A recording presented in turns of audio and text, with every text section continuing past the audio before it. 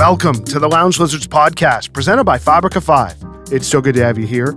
It's a leisure and lifestyle podcast founded on our love of premium cigars, as well as whiskey, travel, food, work, and whatever else we feel like getting into.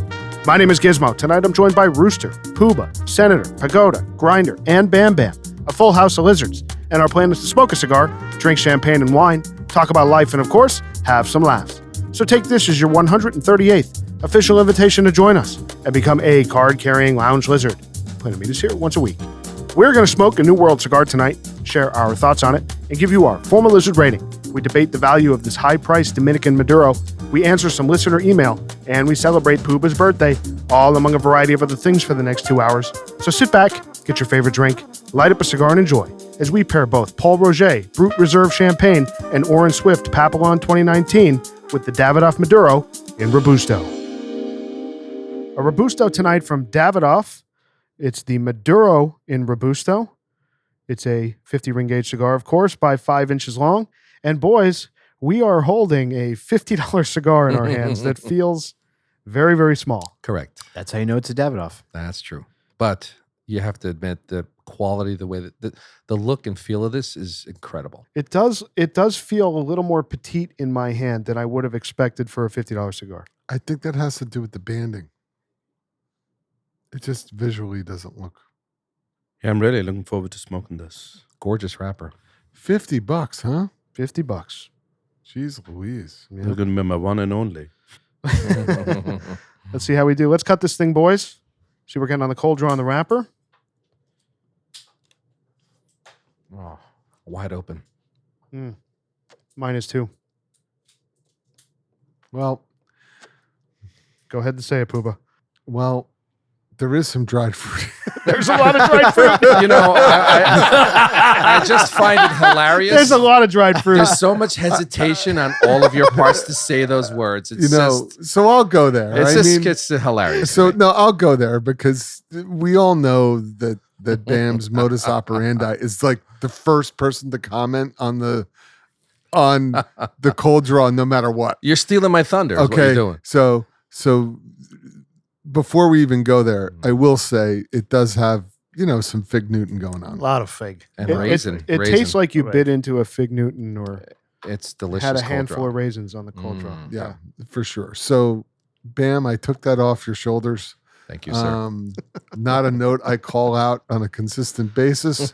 However, Don't you it is- dare call it out on a consistent basis. However, You may become afflicted with dry fruit-itis. Every episode, you may start calling out dried fruit. I resent the commentary. Side effects include not sharing cigars, not setting up your tower humidor. That's also incorrect. Tower, yes. yeah. Well, the adverse events associated with Bam Bam are not associated with me. However, Yet. but I would, but I do. Those are that's pretty prevalent. Yeah. Prevalent. Accountability number 37. Yeah. But what are you getting on the wrapper? I'm getting some cocoa. Oh, yeah. Yeah. Absolutely. The Great. foot smells great, too. Yeah. I have high hopes for this $50 cigar, boys. It's going to be great. It better be good, Yeah. or It'll be good. We're going to trash it. All right, boys, let's light this thing. The Davidoff Maduro in Robusto. Again, it's a 50 ring gauge cigar by 5 inches long. Someone's welding steel.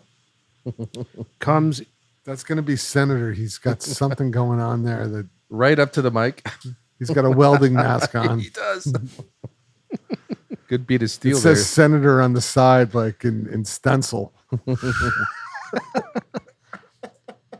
This cigar is one of 3 relaunched in the new Maduro line from Davidoff, alongside a short Corona, 43 ring gauge by 4, and a Toro, 54 ring gauge by 6. All also having If I may say something high here. price points. As we're all toasting our cigars, and I've mentioned this previously, if you don't toast your cigar, you miss that initial aroma that you get prior to the draw. It is magical. And you set yourself up for an improper burn. But this is the aroma on this as you're toasting is delicious. It smells amazing. So a few folks in the room have had this specific cigar. I know that Senator has, Grinder has, and Bam Bam, I think you paid $68 for this, right? Now, I did, but I had it in a different format. I had a Toro. Oh, you had the big one. Yeah. Okay. That My- more value for its money? No. At that price, it was outrageous. And honestly, it was good. And you saw my comments after it. It was full flavored. I think we'll get that here, but it wasn't great. It didn't blow my socks off for that price. This is starting off really beautifully.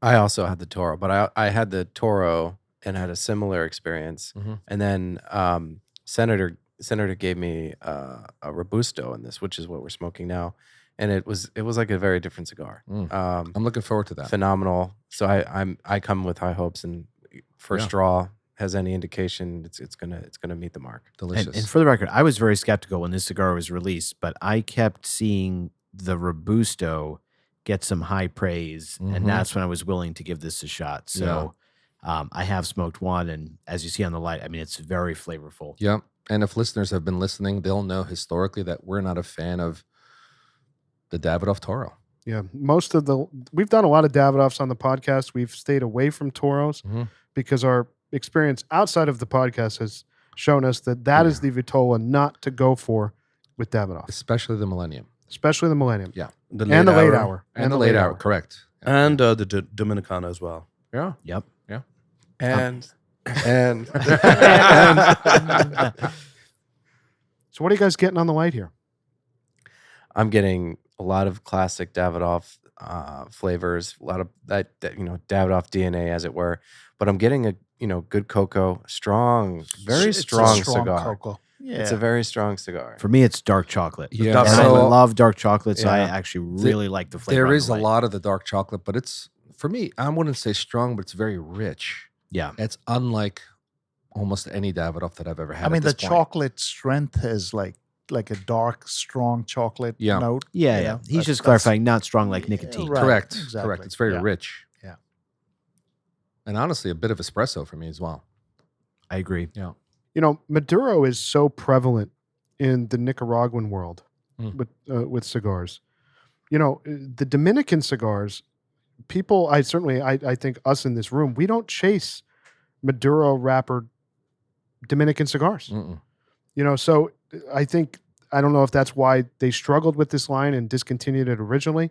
Obviously, bringing it back now, giving it another shot. But I wonder Well, what that is. They tweaked the blend from the last one. So Interesting. I don't know if the last one was too aggressive or what the case was, but they did modify it. I also wonder if this flavor profile is an outlier for the traditional Davidoff smoker who wants something Oh, I think maybe it is. closer to medium. I'm sorry. I don't think it is in the sense Really? that on the light, the Davidoff DNA to me is very obvious. I Like agree. that Yeah, no, Davidoff that's true. cedar note, that was like the first thing I picked up on the light. And even some of like the cocoa and the coffee, is it enhanced here? Is it stronger? It's Yes. richer, yeah. But like you would get this in the Millennium series, you'd get some of these notes in the late hour. So, But not as to me, pronounced here. I mean, this is That's much what I'm more saying. pronounced. This yeah. is enhanced, but the DNA is Yeah, that's true. consistent. Of course. There is a little bit of a pepper undertone. I agree. Just a little bit. It's, bit. it's pleasant though. It's not bad, but No. that is certainly a distinguishing factor of this versus But you know what that any does? of the other Davidoff. It keeps your attention. It That does. certainly does keep your attention. My prediction is it settles in. Yeah, I agree. Yeah. What's the blend for this? So the wrapper on this cigar is Ecuadorian. It's the Corte number 7 in Maduro. The binder is Mexican, and the filler is from the Dominican Republic. Yum. And of course, it was made at the Davidoff factory in the Dominican Republic. I love Dominican cigars. Rooster, what are you thinking? Very good. Yeah. I feel it in the back of my tongue, like the spice that you're talking about. Light pepper. Yeah, Yeah. like very light, but Mhm. so far it's like bold chocolate notes. You haven't had this, right? I have. Oh, you I've have. had the Robusto. What a silly question. Yeah. I will say the retro hail is not as pleasant as I would like it to be. It's a little too pepper forward for me, and I think the back of my throat going up into my nose, it's not very pleasant right now. So on the beginning of the retro hail, there's a little bit of pepper, but I think it dissipates for me. I get a pronunciation of that fig that Puba noted earlier So do I. on the retro. Yeah. Yeah. I get pepper for There's sure. pepper for sure. But it's not making me sneeze, you Mm. know. Sure. It's not a pepper bomb. No. Yeah. I like the note. Yeah. I like that note. I can't believe we're holding a $50 cigar in our hand right now. It just Like every Cuban cigar we review is $50. no, but the Robustos aren't. A traditional Robusto from Cuba is in the 20s, That's mid 20s now, high 20s. But To double that, it just feels very petite in the hand for me. Yep. To think that you're smoking a $50 bill right now is just, it's not aligning with my brain. Well, I think it looks smaller because of the labeling. It's the oval of the Davidoff plus the extra band that makes it look more diminutive. I agree. The secondary band. It just makes it look smaller than it really is. It's not as small as it seems. From the point of view of design, though, the secondary band's out quite elegant, actually. Yeah. It's beautiful. It's black with like a pewter band on above and at the bottom, and the text is pewter. It's really nice. So we've done 7 other Davidoffs on the podcast. This is certainly a marker that we've done quite a bit. So this cigar, like I said, was discontinued quite some time ago, and it was brought back in April of this year. We actually brought this into the rotation pretty quickly. It was kind of a rush job once these came out to get them in, because a lot of people have been asking us for them. We had just done a few Davidoffs earlier this year, so we would normally not have slotted another Davidoff now, but it's a hype cigar. It's a high dollar cigar. So I think, doing a review on it's important. But we've had a lot of listeners asking us, what do we think about the Davidoff Maduro? Great morning smoke with coffee. Pre-breakfast. Before breakfast. Before breakfast. All in. Yeah. Oh, boy. So Davidoff first introduced their Maduro line in 2008, discontinued it in 2016, alongside some others, most notably the Millennium Blend in Lancero and Lonsdale, which of course they brought back a year or two ago, which we loved. So it was first brought back as an auction item at the 2024 Pro Cigar Festival in the Dominican Republic. Have you guys seen the Davidoff Monolith Humidor? No. It's made of marble. It's unbelievable. Oh, this thing. I have. It's sold for $35,000. Desktop. Yes, it's a massive desktop custom thing. Unbelievable. You can get it at some Davidoff retailers around the country. Well, that's a bargain compared to the 3.4 humidors that were million. sold in Cuba. Habanos Festival humidors, yeah. So as Senator mentioned, this is a new blend using the Ecuadorian Maduro wrapper, Mexican binder, and fillers from the Dominican. Davidoff said in a press release that it doubled the fermentation period of Maduro's wrapper leaf, thus creating a natural temperature increase in the fermentation pile tailored to the leaf. That extended the time period to 16 months in total. The wrapper is described as a higher priming Corte number 7 leaf, meaning it is higher up on the plant and receives much more sunlight, which also tends to mean an increased flavor and strength profile. Continuing on with the press release, they say, time makes all the difference in our new Maduro line. We refrain from adding any external heat sources, and we allow nature and time to perfect the leaves in our, quote, expertly maintained fermentation pile. This is all according to Edward Simon, the CMO over at Ettinger Davidoff. This labor, he continues, and time-intensive process accompanied by an extensive testing and followed by a long aging phase has resulted in a wonderfully refined cigar. So through the nose now, once you initially light the cigar, the cigar's the foot's heated up. It starts to settle in. Now you put it through the nose. It's absolutely wonderful. He's right. I completely, I'm loving what this is previewing like, and I think it's just going to get better. Yeah. I really like the cigar. I mean, it's just It's uncanny, but that pepper's dissipated. right because because we've got these butane lighters out, and it's the foot is hot. It Yep. just needs to cool down a little bit, and then once it starts to settle in, it's beautiful. It's gorgeous. So as I mentioned, this cigar was launched alongside 2 other sizes. The short Corona, which retails for $43. A box of 20 costs $860. A Toro at $54. A box of 20 costs $1,000.80. And the Robusto we're smoking, a box of 20, of course, costs $1,000. Yowza. That is expensive. I mean, that is just Jeez. obscene money Talk about for these inflation. cigars. It's cheaper than the Opus to buy. Yeah, it's too much money though. It's I crazy. mean, And of course, Davidoff has not said anything about how many cigars they're making. They've just said that it's a quote unquote limited production. So I'm assuming they're testing, seeing how it goes, seeing how the market weathers that price, how many repeat customers there are on these boxes. But They seem to do that a lot, though, Giz, right? They Where are, yeah. They roll out a cigar limited release, and then they refrain from releasing it for a few years and bring it back, like You the know- chefs. yeah, and I think to your point, bringing back the Millennium Lancero Yeah, as a limited production, quote unquote, I think they're just trying to do more of these, run-on cigars. Like, go get them because they're going to be gone. The Dominicana, another one Pagoda loves. it's But guess what? I bought a box of Millennium Lanceros the other day. Yeah, they're still around. They're Yeah. still around. I mean, it's like they're not around.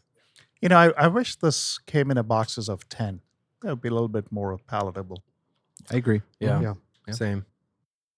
I was gonna say, it's like they're testing the market, similar to how like fast retail does it. They just throw shit on the wall and see what would stick. I don't think, I think it's just part of their overall strategy to continually test and to get the flavors of the market. I mean, with Davidoff, they don't have to test much. They're like the king of the $50 cigar in the New World. If you think about it, I mean, every year, the year of the Chinese New Year cigar, it's always $50, sometimes even more than that.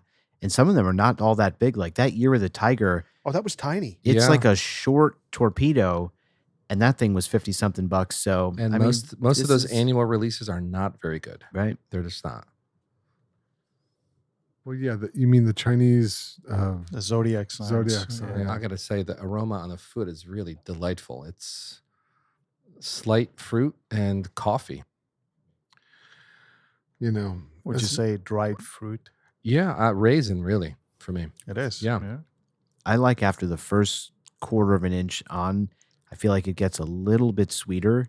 I just picked up on the sweetness. I was going to say Yeah. that. Because And- that, and I'm that getting- pepper is gone. Yeah, the pepper Right. goes Peppers away is very gone. quickly. Yeah. And I think, Bam calling out the coffee, I think you get more coffee notes and it's like just a dash of sugar in the coffee. For Mhm. me, it's like, this is great where it's at right now. Did you say decaf coffee or No. regular coffee? I do have a question.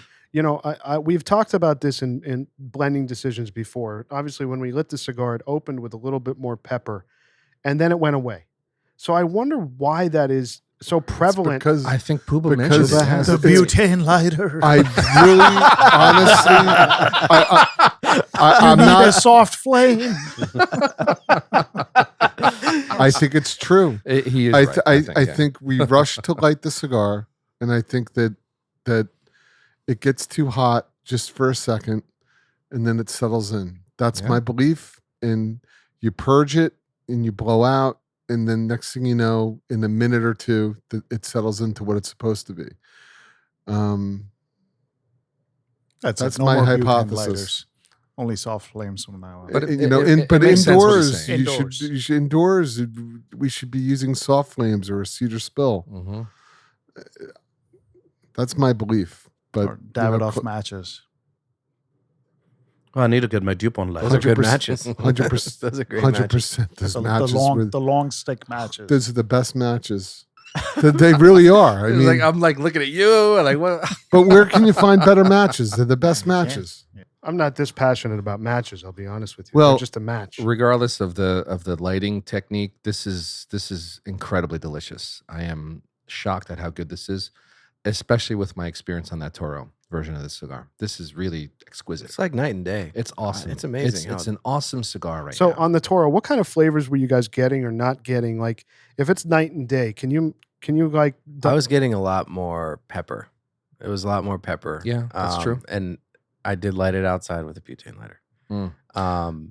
And I think the thing that threw me off was that I didn't get the Davidoff flavors that I was hoping for. Even like pretty much every cigar on the You know, line has that's even a faint pretty hint accurate. of Davidoff. It didn't seem like a Davidoff cigar, Yeah. and I did pull it out of a retail humidor, so it was a little soft, over humidified. That I think had a lot to do with it. I think the Maduro wrapper adds like a layer of sweet note to the cigar, which is very complementary to the cocoa notes and espresso and all those flavors that Yeah. are coming through. Yeah, I love the first third. To me, this is just like a cocoa and coffee bomb. Totally. And I love those notes. So Totally. mocha.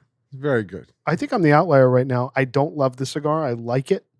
For some reason, this flavor profile is not doing it for my palate. Okay. I'm hoping for more, but as of right now, I don't love this cigar. Are you smoking it quickly? You're I, pretty. I think I totally disagree.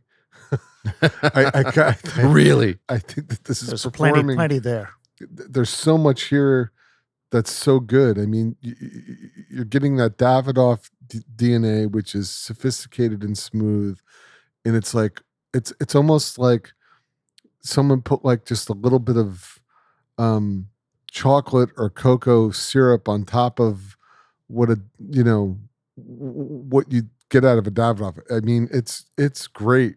This is a great cigar. I'm being honest. I think it's great. I agree. It's kind of almost like it feels like slightly Nicaraguan with the Dominican thing going on. Like it's like a hybrid almost. I agree with that. I think it's interesting and complex. The retrohale is great. Yeah. It's smooth. I think it kind of has like notes of Padron Family Reserve almost. Almost. But right? smoother. Yes. But delivery is smoother and has like a sweeter note. Yeah. Complemented to the kind of like a Family Reserve, maybe the 85th. Yep. But not as strong. No. Yeah. That's what I like. For how much flavor I'm getting, I'm not getting any aggressive amount of nicotine strength that I'm feeling, I'm getting kicked around at all, or that I needed to have a heavy meal before having this cigar. And you get that on a Toro. There's just something about the blend right now for me, the way this is smoking, that it's just, it hasn't Turned yet. meshed. Or settled yet for you. Yeah, maybe. it's just, there's something off at this moment, and I'm hoping that it changes. It could be something. It could be a leaf that's wonky or something in there. We'll see. Maybe Pagoda, big. what do you think? I'll tell you, it's absolutely coffee and cocoa. This is right up your And I flavor get profile. I also get the dark chocolate slight bitterness Mm. and the sweetness. It's just fantastic. It's fantastic. Very And- complex. And with red wine, we're drinking some red wine right now. It is just, it's like if you've ever just taken some dark chocolate and take a bite of it, Bouchard? and then I got chastised for this whole thing. He's For talking about years. he's talking about with red wine. That's where he's going. with a little bit of red wine, it pairs up just absolutely perfect for me. Is that a thing? That seems like it would be a thing. It is. Yeah. Oh yeah. Dark chocolate and red wine for sure. Yeah. It's like reminiscent of a late hour. I like. Yeah. Kind of. Yeah, but without those kind of rough edges that the late hour gives you. From A time to little time. bit, or that punch. It's got like the late hour's got a little bit more oomph. And to me, this is sweeter than the late Yeah, hour. I get no Totally. cocoa in the More late hour. dessert. Yeah. I do get a deep espresso in I the think late it's hour, the but no Maduro cocoa. wrapper brings the sweetness to the cigar. It's like a chocolate covered strawberry. You get the sweetness, but also like that Chocolate-covered that tart raisin. chocolate. 100%. Oh, you mean wet fruit? Raisin. Dried fruit. I said raisin. So, boys, I think before we move into the red wine, I think maybe we should try another pairing. I think we should have a little palate cleanser. Oh, good idea. I think we, so. We have a bit of an occasion. It is our esteemed Puba's birthday, Yes. and it's only fitting for a birthday to savor some champagne. Correct. And Are you serious? we've done this several times on the God damn it, I podcast. love you. Now, for the listener, Pooba's about to cry. This is Puba's favorite thing that we do, savoring champagne on the podcast. Are you kidding me? He said He's nobody in my very family excited. remembered my birthday. So the Saber is here in celebration of Puba's birthday. Oh my God. Love this. He might Yeah. cry. He is. Oh, We love you, bro. you guys, this is unnecessary. All right, Puba, I know it's your birthday, but you do the best play-by-play, so take it away. Okay, here we go. Here comes Garcon. He's got a huge sword. That is ridiculous. It is ridiculous. I mean, this thing is like this thing is at least 1.5 feet long. Engraved with Senator's name. Razor Engraved- sharp. engraved with Senator's name. All right, here we go. And here Find we the go. seam. Aim that at Pagoda, will you? Not at the computer. No. Here we go. Here he goes. He's going up the seam.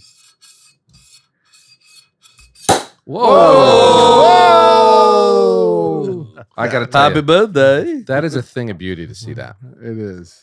Beautiful Paul Roger. Oh, beautiful, gorgeous. So, as per usual, Senator Slash Garcon. aka Garcon he's pouring the champagne carefully, and as we all know, Paul Roger is a favorite of the entire group. And, Absolutely. and Look at that. There's no better And, way to there's celebrate in this room. No better way to celebrate. There wouldn't be anything else we'd rather drink than some Paul Roger because it's our favorite. He's moving around the room. He's moving quickly. He's brisk. He's brisk. brisk. He's brisk in his Spry. Brisk and athletic. He's brisk.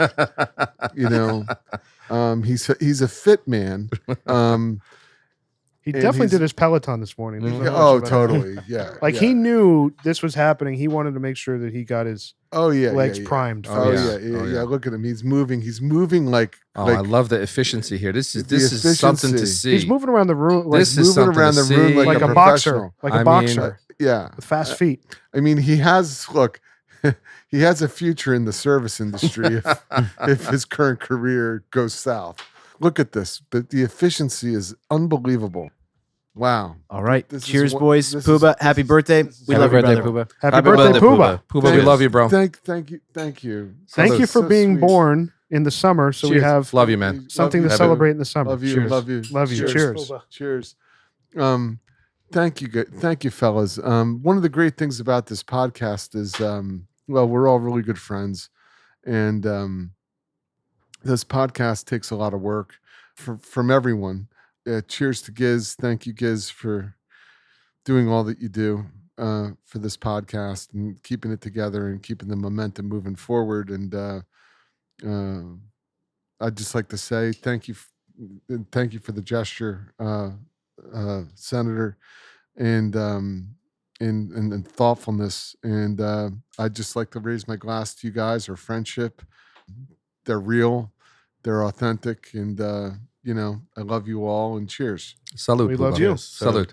And to that Cheers. empty chair in the room that the listener's sitting in with us, hopefully raising his or her Cheers. glass out there. Cheers. Cheers. Cheers to you. Yes, and Pooba, cheers, cheers and- to you. yes, absolutely, cheers, and cheers to all the listeners that tune in to this show, and it's hopefully it's educational and a little ridiculous at the same time.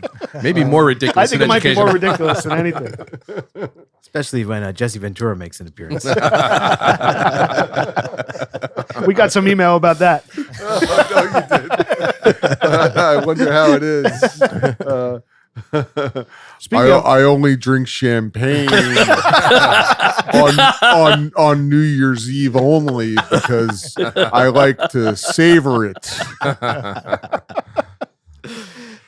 I got to tell you, champagne, this Paul Roger, every single time It hits. is a surprise how good it is. It does. And regardless of the cigar you're smoking, it elevates that smoking experience. It's a familiar doubt friend. about it. It's a familiar friend. Yeah. Oh, it's so good. Yeah. It's so good. It's so good. Thank you so much, fellas. It's really appreciate you all. And it's very appropriate that we're drinking Paul Roger. Obviously, Davidoff is the marca that owns the license to the Winston Churchill brand for cigars. correct. So obviously, this was Winston Churchill's champagne of choice for many years. Every morning. Every Yeah, morning. we should just jump in a bathtub, have an English breakfast, Smoke a cigar. smoke a Nutman Sir Winston or a Romeo, a vintage one, Yeah. an R&J Churchill, and take a bath And yell have at some Paul everybody. Rocher. And have some Paul and Roger. have some Paul Roger in the bathtub. Now, I have a recent revelation. So when it's summertime, that's when I easily drink the most champagne. There's like nothing better than like waking up. The weather's beautiful. For me on a Saturday or Sunday morning, like the first thing I want is a cigar, coffee, and ideally a glass of champagne. The problem has been opening an entire bottle of champagne for one person is obviously ridiculous to start a morning. So I've been frustrated that I can't enjoy champagne as often as I'd like during the summer. I have been following on social media Rafael Nadal, who owns Aging Room and is their master blender. And I've mentioned, I think, whenever we talked about the Sonata, Mhm. He's a guy he loves good food. He loves good wine. He's a lizard in every sense. And I was noticing in so many of these photos, he similarly clearly enjoys champagne in the morning, but he's found these little splits of like real champagne. Like you'll normally find splits of sparkling wine, like cheaper stuff. It's hard to find like a little split that's 1.5 glasses basically of like good real champagne. So I've been scouring anywhere local here to try to find something. Total Wine by Us has these little mini splits of Moet that have been awesome. They're $14 a split. It allows me any morning during the summer when I wake up to have my 1.5 glasses to start my day without getting, too buzzed or tanked or anything, with opening a full bottle. And it's been life-changing. Like, even when I come to the lounge sometimes, I want just a little bit of champagne, but not to drink through a whole bottle or even half a bottle. And I'll bring one of these little splits with me. I'll start with a glass of champagne, and then I'll move into something more robust after that. It has been life-changing. I'm gonna go get that right now. Yeah, that sounds awesome. I want that. Yeah, I want that experience. You sold me on morning champagne in the summer. Hold on. It didn't take that much work. But the convenience of that small bottle, Yeah. what a wonderful idea. And you're not wasting anything, and then you don't feel like you have to finish something that's that's awesome. outside Totally. of, I mean, that is outside cool. of reach. My Cool. 80-year-old mother is the king of the Moet split. like no, I'm For serious. the record, it is Moet, believe it or not. So in French, most of the times the T would be silent, but for their brand, it is Moet. So it's Moet. Well, she just calls it whatever she calls. She just calls it my champagne. Champy. Yeah. But she does that. She'll show up, like she comes up from Florida and she like brings splits, and then I'm like, "What are you doing?" And she's like, "Well, this is what I do." So I'm curious also too. So I guess these wine, the spikes that you put in the cork and these caps, I guess they don't work with champagne. No, so this is what's cool. So Pagoda and I were talking about this because Pagoda had bought some Chandon little splits to have, and we had one at his place, and it's a screw top. So I was expecting and kind of nervous that the Moet would be the same, but it's a real cork that pops when you open it like a bottle would. Right, but what I'm saying is, like, if you were to open a full bottle of Just champagne, save it. clearly The you wine haven't. saver. Clearly you haven't Oh. found the tech, like you could, like. No, let's say, no, they do. I They have have it. it. I have it. You can use it. It's It just just then the doesn't work problem well? for me is then there's the pressure to go back to it and drink the rest of it. And sometimes, like, perfect example, if I open it on a Sunday morning, do I then want on Monday or Tuesday or even Wednesday, like, to drink 3 more glasses? Like, not necessarily. So the problem is, like, I would do that, and then it's just sitting there in my fridge, and I don't actually want it during the week, and I feel pressure to drink it. And sometimes I say, fuck it, I'm just not going to drink it. And I've wasted like, $30 worth of champagne, and there's no point in that. So for me, just having like a nice 1.5 glass pour that I don't even have to think about, I need to finish that or any of that, it's so helpful. because I was under the impression that there were these products. Yeah, the stoppers. Yeah, the what? champagne stoppers. Yeah. Well, not the No, stopper. not stoppers. They it's- pull the air out of it. I have it. They're oh, cheap on Amazon. correct. Yeah. You put the top in and you pump out, and it's basically vacuum sealing. It's Correct. removing Yeah, the yeah. air from the bottle. Correct. The And then it problem- indicates when it's, clicks to indicate when the all the air exactly is when out. to Yeah. stop. Yeah. Exactly. The thing with them, they work really well. It'll hold for a few days. You won't have a problem. Occasionally, the thing is, because the top is like silicone, if you don't put it on perfectly, if you bump the top, you can easily end up actually letting air get released, and then you go back to it in a day and you say, oh shoot, it's flat. So you have to be really careful. If you are careful, it does work, but it just doesn't solve for, then you still need to drink the next 3-4 glasses out of that see. bottle. I So here's see. my question on I this see. Moet. So you're Which talking we don't about, mind, by the way. Just if I. You're talking about splits. So how much is actually in the in the bottle? I know you said So a it's glass and a half. Yeah, it's 187 milliliters. So it's a quarter of a bottle. Yeah. Okay. And then how many of these splits come in? Is it a case? No, they sell them individually. So they're It's singles. yeah, they're singles. They're $14 a piece. You can buy as many as you want. I probably bought 12 just to It's awesome. start. It's awesome. It's just such a great idea. I probably bought 30 to start. So I bought like a 12 pack. Well, it's only 7 days in a week. Correct. Well, I got to tell you, this Paul Roger is pairing very nicely with this cigar. Of course. But And here's the problem on Paul Roger. If I knew someone high up there, Paul Roger does not make splits, and they don't even make half bottles. Even that would be progress. I'd be thrilled to buy a half bottle of Paul Roger. Vouv, I haven't found splits. I think they do half bottles. Most of the other houses, it's half bottles. I've seen on Raphael Nadal, I think like Laurent Perrier or one of the other brands, they make splits, but they're very hard to find here. I'm not sure where he's getting these. So I'm on the hunt for more actual champagne splits because they're not easy to find. And I honestly think more of these brands should do this. If you just think about, the entry point, even in trying some of these things, like you spend $50 on a bottle of a spirit, that bottle is going to last you for some time, right? You don't drink through the entire bottle, certainly not yourself in a sitting, or even with two people, unless you're really pounding alcohol, you're not normally killing the bottle in one sitting. With champagne, two people can easily finish a bottle of champagne, right? That goes in 2 glasses and that's it, you're done. So it's just like a high barrier to entry to say, like, I'm going to buy a $50 bottle of champagne and it's going to be gone just like that. Yep. Where you buy a $50 spirit, it's going to last you for some time. So I just think even for people to get into champagne, That's a great idea. it's just so much easier when they only have to spend $14, $15, $18 to get a split, see that they appreciate it, and then, start spending money on bottles. I think more brands should do it. Right. Agreed. It seems to me like maybe the wine saver works a little bit better and you get a little bit more length out of it in the fridge because there's no carbonation. And what I guess what you're saying, what happens is with champagne, because it's carbonated, it just, if there's any break in the seal whatsoever. Oh, no. The thing I was saying, the same can happen with wine.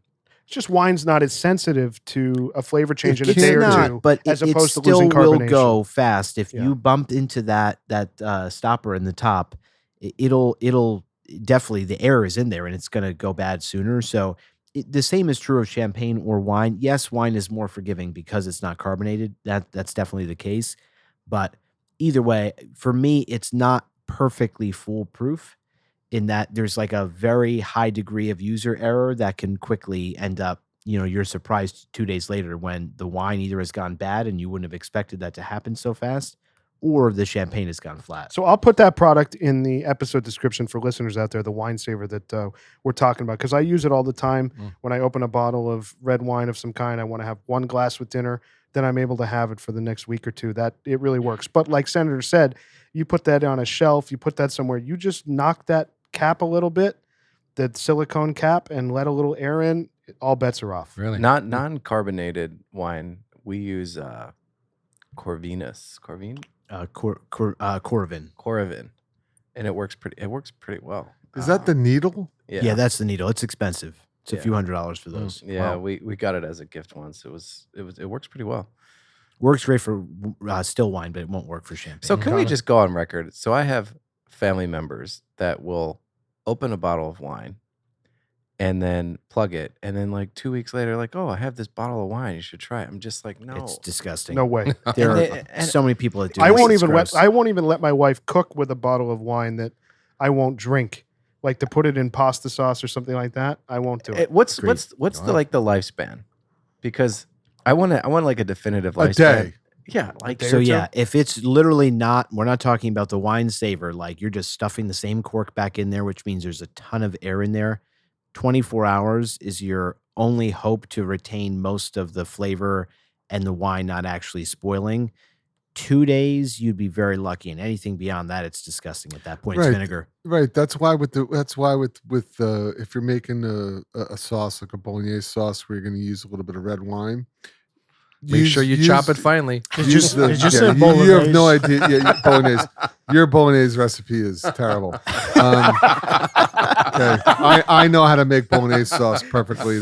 Congratulations. That would Booba. blow everybody's fucking mind. Hey, it's his apart. birthday. Let him have it. Correct. Blow everybody's mind off. But that day, like that half bottle of wine, you really need a whole bottle if you're going to make the batch that I make. But that 1 day bottle It's fine. It's totally great for cooking. Absolutely. It's absolutely, you'll never know the difference. So, boys, we're coming to the end of the first third here on the Davidoff Maduro in And- Robusto. Yeah, and we want to know what you're experiencing. It's absolutely improved, like Good. night and day. That's good. I think I had something wonky going on there in that first third. Settled in nicely. It's absolutely settled in nicely. It has nothing to do with the champagne.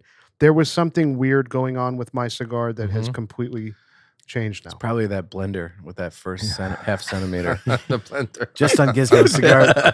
It's punishment. What are you guys thinking? I'm having a hard time pacing myself Yeah. because this is really, really delicious. It's phenomenal. It's very hard to put down. Yeah.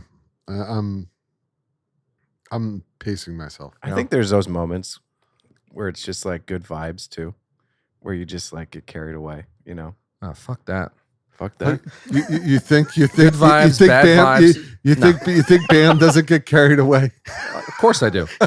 But this, I meant that in a positive light. no, Like, I'm there's, like, kidding. I'm joking. But honestly, regardless of what's going on, this is honestly a unique Davidoff experience. I've never smoked a Davidoff quite like this. I feel the same way. I smoked this crazy. by myself in our lounge for the first time, and I loved it. And I did not expect to. I mean, I'm the biggest skeptic of high-priced Davidoff cigars because the overwhelming majority, in my experience, have been disappointing.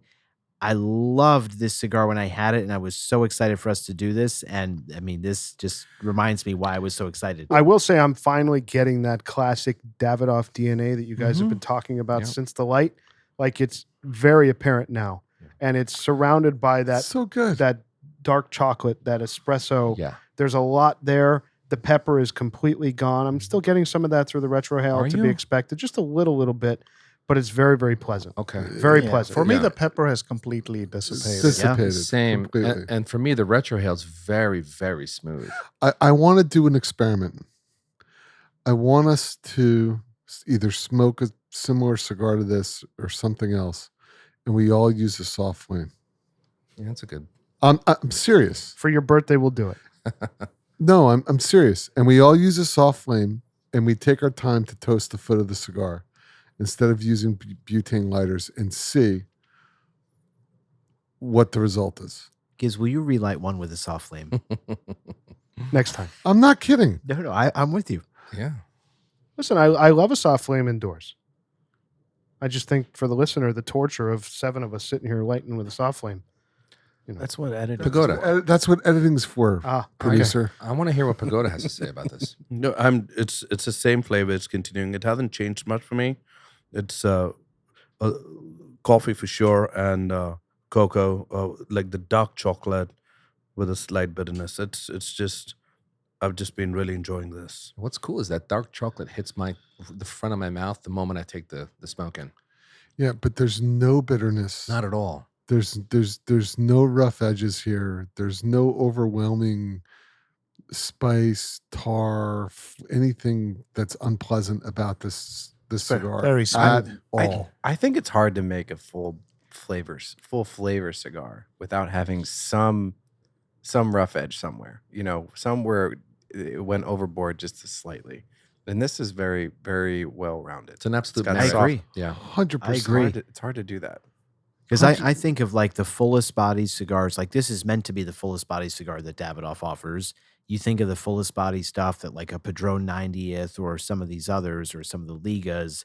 You know, to me, I agree with what Grinder's saying. Like there are moments in many of these other really full cigars that I do think it went a little overboard, and I do get a little too much strength or a little too much nicotine. And I feel like I should have, had a bigger meal before I had that cigar. With this, I don't get that at all. I lit this in an afternoon. I didn't even eat very much food, and I felt great the whole way through, but I was just getting a blast of flavor and notes that I think we pursue. So the blender, I give a lot of credit to because it's like Grinder's saying, it's not easy to do that. Yeah. Correct. It's super. Yeah, very well done. It's super. It's actually, it's one of the better cigars I've smoked in a long time. Mm. I Wow. really love it. That's quite a statement. Yeah, that is a big statement. New World cigar. I Yeah. mean, it may be the best. It may be the best New World cigar I've smoked in a long I don't time. I don't think that's an overstatement here. I Yeah. think he's pretty accurate there. Have you guys had the Yamasa? You remember that cigar? Yeah, I've never had that. Yeah. I like the Yamasa. I liked it. I liked it then. I haven't had it in at least 8 years. 5 I also years. like the 702 series. I mean, it's been 702. discontinued. 702 is awesome. 702 That was is my for us. jam. So the only other Davidoff that kind of comes close to this in body and strength, I think, is the Yamasa. But this blows that thing out of the Well, water. there's the Nicaraguan, but it's a different animal. Yeah. If they yeah. can make, I just want them to bring back the 702. So you can still find those, by the way. Where?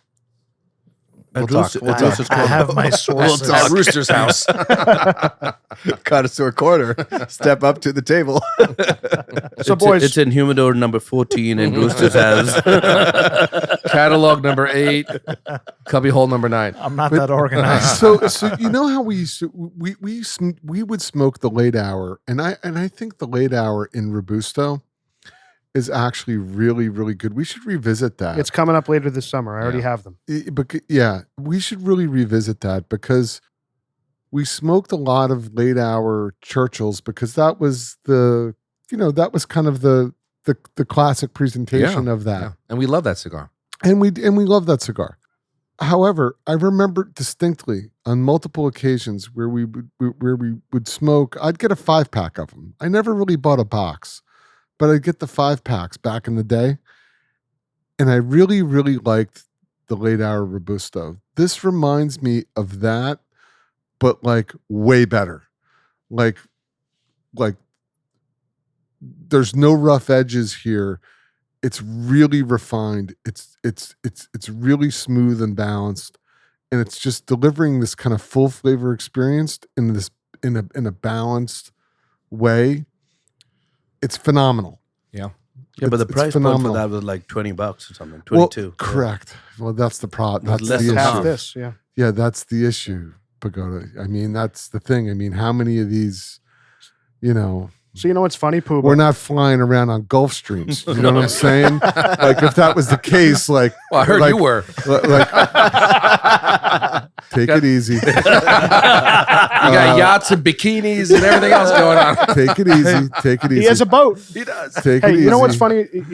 This actually, a keen listener will have noticed that a couple months ago, I actually said on that Hey Lizards Gizmo here intro thing where we list the cigars, the Davidoff Late Hour and Robusto was there, and I bumped that to later in the year because of the hype around this and our ability to get it. So that cigar is coming up, and I'm really interested to see how it performs in direct comparison to this. Yeah. At double the price and certainly quite a bit different of a flavor profile. Be interesting. Yeah. Because I think Yeah. it gives you enough in a shorter story where it's enough. Maybe. I haven't had one in a long That'll time. be a great comparison, actually. Yeah. The more I think Yeah, about I'm looking that. forward to it. Yeah. Yeah. So we'll do that as we come out of the Cool. summer into the fall. I can't stop retrohaling this. Neither can I. The retro hail is phenomenal. fantastic. It's It's delicious. fantastic. It's like just Delicious. constant. I mean, imagine if the pepper kind of continued, it would kind of ruin It would the be cigar. tough. Totally. It'd be too much. It would be too much, but it's gone. So, boys, we're pretty hyped up on this $50 cigar right now. I wanted to share another one we might like. Altadis started shipping the $150 Montecristo 1935 Anniversary Edición Doble Diamante, a limited edition 54 ring gauge by 6.5 inch Nicaraguan Puro made by AJ Fernandez. Oh, boy. Box of 20 is $3,000. I can't see Good luck with that one. that living up to that. Yeah, where they're shipping to?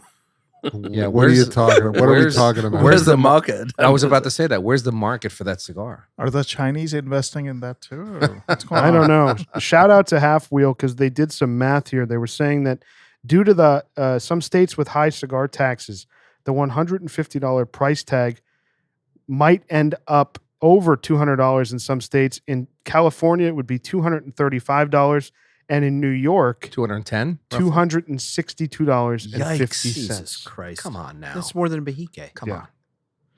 So they're saying that it's been aged for a minimum of 10 years before the cigar was rolled. So that's the Montecristo 1935 Anniversary Edición. Okay, take $150. Take on Davidoff. I haven't had a New World Monte Cristo ever. That's been as good as a Davidoff. I agree with that. Yeah. Yeah. And I mean, I'm talking about like the prominent blends within the Davidoff line. Just never never even sniffed it. So if there's a listener out there that you think you've got a New World Monte Cristo that can come close to anything in the Davidoff catalog, let us know, because I doubt that's going to manifest. To your point, on episode 21, we did the New World Montecristo 1935 Anniversary in a similar line to this, certainly not as pricey or as 10 years aged as they're saying. The Nicaraguan number 2 got a 7.0. So to your point, Puba, comparing that to Davidoff, just that cigar doesn't even come close by about 20 points on all of the If we're Davidoff. lucky, Exactly. if we're lucky, maybe we can pay $200 for an 8.0. Yeah. I mean, it's just absurd. Not you know, to, like this is a cigar. If you're out for business, if you're out at a lounge, you're in the city, you're with customers, you're with clients, you're with whoever it is, investors. This is something that you go, I want a great cigar. We've all been in the situation where it's like, hey, cigars, like, let's go in the humidor. Like, what should I get? But when price is not kind of not an issue. It's a business affair. you want to splurge a bit. You would go right to this and say, and say this, you got to smoke this. Like you would, I would argue that this is better than the Royal. I've never had the Royal. Neither have I. I actually agree with Puba. How much is what's the price point on the Davidoff Royal? $90. Yeah. Rooster would know. Oof. I've had many. I think it's 100. $100, Yeah, something like that. $100. Yeah. And by the way, this is better than the Royal. I agree. Wow. So At not double to, the price. not to change the subject, but I polished off my Paul Roger very quickly because I don't leave that stuff because it's so good. But I got to tell you something, man. The red wine with this is fantastic. phenomenal. It is Okay. incredible. So glad I've to been hear waiting. I've been waiting. I wanted to interrupt me him. too. Same here. This is for delicious. selfish reasons. This is like it pairs so perfectly. It's so Let me- smooth. I got to tell you. It's like grape juice, but like. But wait a minute. refined. On the front, for me, there's a touch of saltiness, which is intriguing. And then as you drink it, it is black currant. So- it's just Black- incredible. The black currant, black cherry. There's like On a the black finish, There's I like a get- black cherry. I You know get that on a remember- finish. We had a recent episode with Chef Ricky where we were describing how letting the tequila, it was a mezcal, go over the side of your tongue as Yeah. opposed to the back. I Same- did that. Same here. What a revelation. It is a true revelation. You get to experience the whole drink. Oh, it's God. off the charts with this cigar. Yeah. So, Senator, what are we drinking? All right, so we're drinking the Orin Swift Papillon. It's the 2019 bottle from my cellar. So first of all, when I had this Maduro, this Davidoff Maduro, all I could think about was how full bodied this is and like the dessert notes that this would pair fantastically with red wine. So when we were kind of scrambling last minute for a pairing, and I remembered having this, to me, this was always going to work really well. I'm so glad to hear the commentary. And this bottle of wine, this is one of my favorites. I shouldn't say most, a lot of good steakhouses, you'll see this on their wine list. Mm. It's full bodied, but smooth Yeah. and still approachable. And it's a Bordeaux style blend. So it's very cab forward, but there are the other four noble grapes to kind of round it out, which makes it more approachable than like if this were, a bottle of Camus or just a straight cab, that's going to be a little more aggressive. So I've liked it for a long time. I like Orin Swift generally. I can't say like I'm a huge Orin Swift fan, but reading a little bit more about their history has actually been very fascinating. They've got a pretty cool story. So this is a Meritage. It is. This is a great can you glass of wine. Explain what that Meritage means. What is that? It just means a blend. Oh, I see. Okay. So, boys, I want to go into the Orin Swift history in one moment. I'm curious. We're hitting the halfway point now on the Davidoff Maduro and Robusto. This cigar is getting better Yeah. and better Oh yeah. and better. Oh yeah. And I think this wine pairing with it, it would pair perfectly with a great steak, and it's pairing perfectly with this Maduro This is a cigar. luxurious experience tonight. Yeah, this is awesome. In Excellent. every facet, honestly. And Excellent. so what we're drinking for me, it's not fruit forward. It's not overtly sweet, but that currant and black cherry, I think, is pretty Yeah, accurate on the finish. It's not sweet, but it's N- juicy. It's very It's not that- sweet, but it's very juicy. It's like it just overwhelms you. You're gonna send this. I want to buy this bottle. I'm so glad to hear this. The funny thing is, I forget what occasion this was, but I was hosting some people for dinner, and I had a bottle of this and another bottle of red that was like double the price of this. I mean, this is $85 a bottle. Okay. The other bottle was like $160, and I asked everybody what they preferred, and everybody said at best it's either a tie or maybe they preferred this, which is Wow. crazy. I mean, at double the price That's point. How much Yeah. is that? 85. 85. It tastes like I'll be blunt. It's worth every dollar. Yeah, It is. I mean, It's very good. that's why I have several bottles. Like, It's it's worth worth the money. Yeah. It's a good bottle. yeah.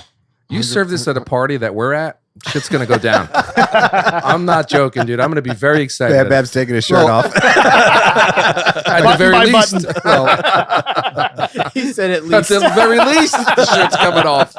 So what gives this merit? What gives this? I think what gives this bottle merit is that it has a level of structure to it compared to something like a bottle of Jordan that's like so consistent and like easy drinking, but gives you like a really good experience. This has just slightly more. I don't know how to explain it, but it's structure. Yes. It has structure to it. Not to interrupt you, but Pagoda's having an epiphany right now. No. He's just took a meditating. sip. It is. He's in a No. trance. Eyes are closed. No, there's there's parameters around what it's doing. It's not just it's giving you like a couple of different things that are going on, but it's also interesting because it's easy drinking. So it gives you this like easy drinking thing, but in a more structured way than like a Jordan is, which is so pleasurable and so consistent and reliable. And you're like, wow, that tastes really good. But this is just it's tighter. Does that Agreed. make sense? And there's more body to this. Like, Oh, yeah. like Jordan is a very simple, straightforward, easy drinking, like you're saying. This is bolder but more complex, yet still so refined in the delivery. Mhm. And to me, with a steak, I mean, this is like always a great staple bottle. And to find Just a, like the cigar. yeah, Totally and to find agree. a Like the bottle cigar. of wine Totally that stands up to this cigar, Yeah. that stands next to it, level. Is There's- this It's unbelievable. is this Yeah, readily you know what? available? And it's It is. by the way, it's complicated. Like it's tough. These maritages, these blends, like they're tough to figure out. Like, but there's some of the best stuff. Some of my favorite stuff that's out there are Bordeaux style blends. Really? Like that Robert Craig at only 40 or even 35, you can find in a bottle. Mm. That's a Bordeaux style blend. Like to me, the best value in some great wine are Bordeaux style blends. Yeah, yeah, and What- that's what this is a good representation of that. And I proved it at my own dinner table by putting alongside a $160 bottle of straight cab, and I'm forgetting exactly what it was. And literally everybody couldn't pick between the two. And it's like, well, if this is half the price and you feel just as strongly, you may as well save the money and Correct. get this. The longer you leave it in your mouth before you take it down, the more experience you get. You're pulling out interesting it's a things. very good pairing with Ah, this cigar. it's really savory. So, Senator, tell us a little bit about the history of this amazing wine that we have, or the amazing winemaker that made this great bottle of wine. Before you go there, do we have another bottle? In his cellar. In my cellar. We can continue the podcast there. You know, I'm out almost. Take So- it easy. Take it easy. Let's roll it back and go back to the garage lounge. Once the backyard's redone, we'll be spending plenty of time there. So a little bit about Orin Swift. Orin Swift Cellars was founded by the winemaker David Finney in 1998 when he was only 24 years old. Dave had a long history of winemaking at some top tier wineries in Napa, including Mondavi and Whitehall Lane. He paid tribute to his parents with the name of the winery. Orin is his father's middle name and Swift is his mother's maiden name. He started the winery when he was working for other wineries and as a result started small and basically was working part-time doing this on the side while he was employed. That's the way to do it. Yeah. The flagship wine initially for Orin Swift was The Prisoner. I'm sure many of you have heard it, seen it, drank No it. way. Is that true? So in 2010, Dave Finney sold the Prisoner label to Junius Vinters, the same company that also owns Quintessa in Rutherford. In 2016, the Prisoner label was again sold, this time to Constellation Brands, who's huge, who opened a new dedicated hospitality center just to the Prisoner wine in 2013. It's like they made such a deal out of this wine. It's It's pedestrian at best. it is. It's a very simple, straightforward. And the funny thing is, I think when Dave Finney himself created Prisoner, I think it was, especially, it's a Zinfandel forward wine. It's a blend, but it's like the majority of it's Zinfandel. I hate Zinfandel. I've said this on the pod before. It's too sweet. It's too jammy. It's not my thing. So Zinfandel, Chardonnay, no go for Out. Senator. Out. American Chardonnay. And so, I think as it's been sold multiple times, I think, I'm sure they're compromising quality a bit. And I think that that's why, like, the Prisoner of today is not what it once was when Dave Finney first actually blended and created it. And so then in mid 2016, Orin Swift, the brand itself, Dave Finney actually cashed out and sold it to Gallo. He continues to still operate in a consulting role, so he is still working on the wines that Orin Swift makes, which is cool. But I'm sure he got a big payday, obviously, for the winery itself and the brand. In 2008, after the sale of the Prisoner brand, the first time, Finney signed a non-compete agreement lasting 8 years where he could not make any Zinfandel. And the reason that wine took off, there are lots of people like me who feel really strongly against Zinfandel. And I think he got a lot of acclaim because he did something with Zinfandel that didn't make it as like overly jammy and sweet and just boring and not interesting as most were. And so they were very scared once, they bought the Prisoner label that he would just make another Zinfandel blend that would become a big hit. So the funny thing, I've always seen this bottle. I never knew this was the story behind it. Orin Swift sells a bottle called 8 Years in the Desert. And it's the 8 years that Orin Swift, that Dave Finney was not allowed to blend any Zinfandel with his non-compete. Oh, that's cool. And that was the first one after his non-compete expired that then he put out that had a blend of Zinfandel, Syrah, and Petit Syrah. A little bit about the wine we're drinking. So Papillon is one of their most sought-after wines. It has a memorable label. And I remember when I saw this, it's really cool. You'll see it's a guy's hands that have the word Papillon across his fingers. Is on it the like bottle. Pappy on the Poppy. movie? It's like Poppy. And there's a whole story behind this. I thought this was just kind of a random photo or piece of art, but there's a total meaning behind it. So it's a photograph taken by famed celebrity photographer Greg Gorman. The label is an image of human hands with the word Papillon, as I mentioned, and these are farming hands. The paws, it says, I love that. The paws of one of the old school vintners in Napa, who's actually like a specific person. This famed vintner in Napa, Vince Toffanelli, and incidentally, Greg Gorman, the photographer, learned a bit about winemaking from Dave Finney, and for a number of years operated his own wine label, GKG Cellars. And so they partnered together to basically make the label for this specific bottle. Papillon, as I mentioned, is a Bordeaux-style blend. It's dominated by Cab, so definitely that's the majority grape in here. And interestingly, they say the winemaking team follows an axiom where they will not stop blending until they unanimously agree that the wine is better than the previous vintage. So every year they're kind of trying to beat the last one. That's cool. Yeah. Which is really nice. Some notes about the wine itself. Deep ruby, nearly opaque in the glass. It's got a really rich, intense color, which is true of pretty much all Orin Swift wines. It says the bouquet is sweetly fruited with aromas of blackberry and blackberry jam, dark cherry that Grinder called out, cooked tomato, graham cracker, chocolate, and mocha. The nose is also somewhat floral, including of rose petals and violets.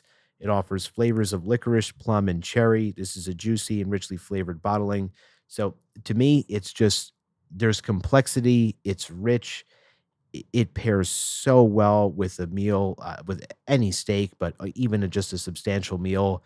Or just And- having it, and- uncorking a bottle and enjoying it without For sure. a meal. And the other thing is it has great aging potential. And the reason I say that is because, Now, how do you know that? well, because I've lived it. I bought it many years ago. So that's the thing. Like, Mm. this is a 2019 bottle. I probably bought this in 2020. When I first opened a bottle, when I bought a case of this, it was great. I mean, you'd be happy with it at any steakhouse, but it packed a bit more of a punch. And just holding that in my cellar 4 years later, this is like peak right now. Wow. There's no way this gets any better. This is ready to drink right now. It is so, like, the fact that bam, the first thing, or to just drink it, right? You don't even need a meal with it. It has smoothed out and just developed in such a beautiful way. If you can find it, you'll probably find 2021 bottles mostly, which even that I'm sure will drink pretty close to this. Just the few extra years just sitting, I'm sure have helped it. But it ages really nicely because this is, I haven't opened one of these in at least a year, and this is the best expression I've had of it yet, period. And by the way, I do stand corrected because I know when we walked in and I was really looking forward to trying out the Davidoff Maduro. And when you mentioned you'd got wine, I was like, Yeah, Pagoda gave me some shit about this. He's like, really? but I'll tell you, this has been such an enjoyable experience, and the pairing is fantastic. Yeah. I don't know. It's just It's fucking delicious. It is delicious. it's No great. other way to So say it. is it like 60% cab with Zinfandel? I don't What think what that is they, it? They don't specify it. They keep it secret. they keep it secret. Yeah. What an excellent wine. It's awesome. And with the cigar, I just got a little bit of like a twang type of thing on the front of my tongue, like a little saltiness. Nice. And man, it is so. It's like having like a perfectly seared steak with a little bit of a salt on it. Oh, yeah. With the red wine. Oh, Oh, yeah. it's magical. Rare plus. Rare plus. This is a Little luxurious, salt. luxurious pairing tonight. Yeah, it's You know- excellent. Excellent. Excellent. It holds up. It holds up better than. So like you're in a restaurant, you're like, all right, well, I look at the wine list. What am I going to get? And you're like, okay, they have this, and then this, and what's going to be somewhat reasonable? You look at Stag's Leap Artemis, or you look at Jordan or something like that, and these are straightforward, approachable wines. This kind of like, for me, hits in. It almost levels up in structure and complexity, but wouldn't put like the casual wine drinker, like it wouldn't turn them off. Do you know what I'm saying? It wouldn't take somebody to a place where like they don't want to go, where it's still approachable, but it's tight and it's got some distinct flavor notes in it. And I think that's a merit in this. It's more complex than those. As smooth and as elegant and approachable as those are, and they're fantastic wines, this is cool because it's got tighter structure. It has distinct notes that you can pull out of it because it's a blend. Yeah, and I think it's so well balanced. Like, a lot of California reds can be very sweet and just super fruit forward, and you don't get a whole lot else. And I think that this, has some of those dark berries and the sweetness that comes from it, but the cocoa and those other notes you get, and even the floral nature of the nose, like it's just perfectly balanced. You're never feeling like this is an overly sweet or an overly dry wine. From the point of view of our cigar thing here, I would only have this with a richer cigar like a Padron Exclusivo. The 80th would do incredibly well with the cigar. yeah. I agree. I don't think I'd do a Cuban cigar with this guy. This could very well Yeah. overpower a lot of those sure. medium, mild And cigars. Gizmo knows I've been wanting to do this for at least a year, if Yeah. not more than that. Yeah. And it's been so hard to find the right cigar. And that's why, thankfully, this Davidoff Maduro, as soon as Correct. having at least tried it and knowing how full that presentation was going to be, it's got to Yeah. be, to your point, a Mhm. fuller cigar. Correct. And this has that chocolate. It has that. This cigar has that kind of cocoa. It's Mhm. very cocoa forward, but in a different way than an Exclusivo Oh is yeah. in terms of strength. It's Mhm. got a milder, more approachable, more round. It's got this rounded thing that's well-rounded. going on Yeah. that matches up just great with this. I don't think I'm being hyperbolic. In I'm saying curious that. though how this would do with the Maduro one, the Partagas Maduro one. Oh, That's a good that would question. be amazing. I think so too. We have the Partagas Maduro 3 coming up. I can't wait for that. Yeah. From Cuba. That's Yeah. so Bam is mentioning, referencing the first cigar we ever did on the podcast was the Partagas Maduro that 1. was the Serengeti episode. Saying long desert. time ago. In the day, 8 years in the desert. Long time ago. 8 years in a desert. Go back and listen, Pooba. So, boys, let's talk about some listener email. We got a couple I want to talk about tonight. First comes in from Lizard Seagull, who writes in a lot. This is a one that we get a lot from listeners about questions about shipping and getting product from suppliers overseas. He says, "Hey, Giz, I tried to order the H. Upman half Corona from Cuba, and I got this message. I'm in Florida." So what he sent me was a screenshot of a note from I Havanas. Now, the reason why I bring this up is I Havanas sells a lot of Cuban cigars, but also sells a lot of great deals on non-Cuban cigars. True. And we have gotten a lot of Davidoff Yes. from I Havanas. they have a bulk discount section that we have gotten a lot of Millennium Pyramids, late hour Robustos, No, I Churchills. By the way, I thank Senator and Giz for that huge Millennium Pyramid bulk order. That we was got. a good yeah, one. we got That a was a lot. good one. We got a good deal on those. Oh yeah. So unfortunately for listeners of ours in the Southeast U.S., what we've learned is that most retailers around the world are refusing to ship to addresses in Florida, Georgia, Louisiana, South Carolina, Alabama, various areas through there, because the Southeast customs people, I guess they all come through Miami, are picking off boxes of cigars left and right. So most online retailers are refusing to ship to any addresses in the Southeast U.S. That's a fact. I've seen it in reports. I've seen it on television. That port, the Customs and Border Patrol, or Customs rather, the Customs, it is. They're checking so much more stuff because there's so much more drugs coming into those ports, and there's so many more cigars actually coming in that people are ordering through there. It's a madhouse. And- it's not like the Northeast. And there's so many more cigar smokers in Florida and markets Exactly like that. right. These customs agents are absolutely And they, taking these for 100%. themselves. The Miami customs agents have a hard on for finding cigars. Ask Pagoda. Yeah, Absolutely. They're just great people down there. So if you're in the Southeast U.S., I would avoid ordering cigars from overseas. Unfortunately, either find a friend somewhere else in the U.S. that can get them for you and ship them to you. But most of the retailers are hedging their risk now and just refuse to ship to the Southeast U.S. I think that includes FOH, I Havanas, Cigars of Habano, COH. I think there's a lot of those retailers that are refusing to ship there. And the problem is now there's a lot of retailers that, even for New Worlds, they've removed their guaranteed shipping. So a lot of retailers out there have stopped guaranteeing that if your box is seized, that they will either reimburse you for it or replace it. So just be very, very careful when you're ordering not just Cuban cigars, but even Davidoffs from overseas at a great price. It is better to find a good deal in the U.S. with a coupon somewhere than taking the risk from ordering overseas. It's good advice. It's great advice. So we have another listener, Jason Laguerre. He's been a longtime listener, an OG listener of our podcast.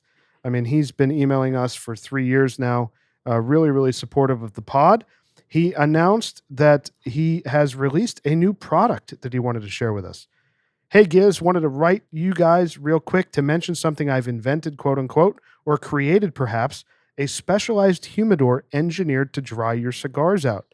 Half Wheel just did a piece on, quote, the modern dry box, which is a cool product. And he sent the link to the Half Wheel article. You can look that up.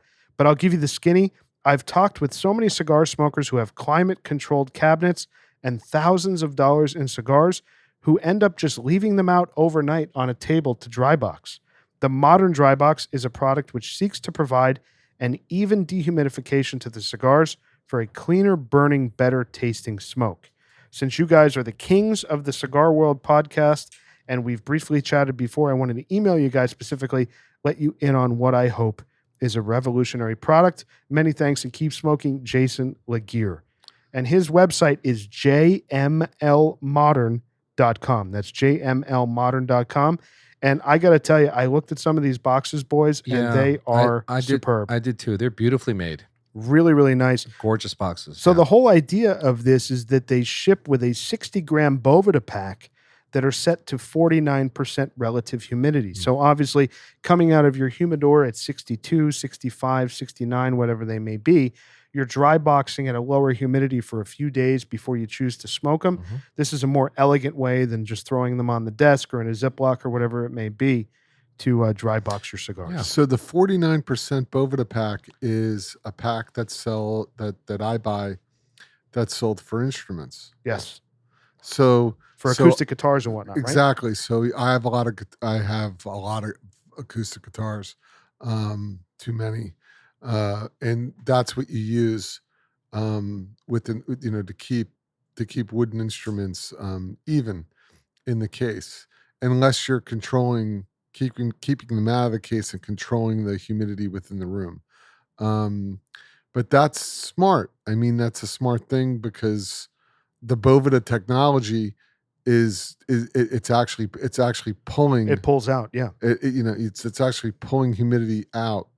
And what I like about what Jason did here, he's not trying to reinvent the wheel as far as the humidification device. He's providing just a really, really nice cedar cabinet, for your desk to dry box your cigars. And what he says here with this setup and the 49% Boveda is that it's ideal to dry box your cigars for just 48 hours. So walk in on a Sunday, pick out what your cigars are going to be for the week, kind of line them up and keep them in this box for 2 days at a time. And they're little. They're not huge. They're 9 inches by 7 by 3. So you're fitting, 7 to 10 cigars in there at a time. Yeah. Handsome boxes. Yeah, they're really, really nice. So check that out. And it's totally, and it's all personal preference too. I mean, I keep all my cigars. I don't know what you guys keep them at, but I keep all my cigars exactly at 62 or 63. Me too. And I keep my New Worlds a little higher, closer to 65, but my Cubans are all around 62. But what I do, and it works out fine. We're also in a lucky position. There's a lot of folks out there who live in Tupperware, in Tupper doors, who have a lot of stuff, stacked in their closets.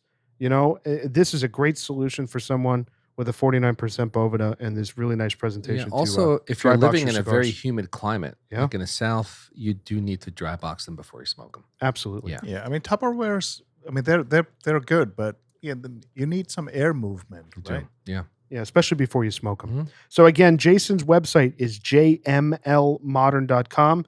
That's jmlmodern.com. Check that out. There's also a really, really nice write-up on Half Wheel.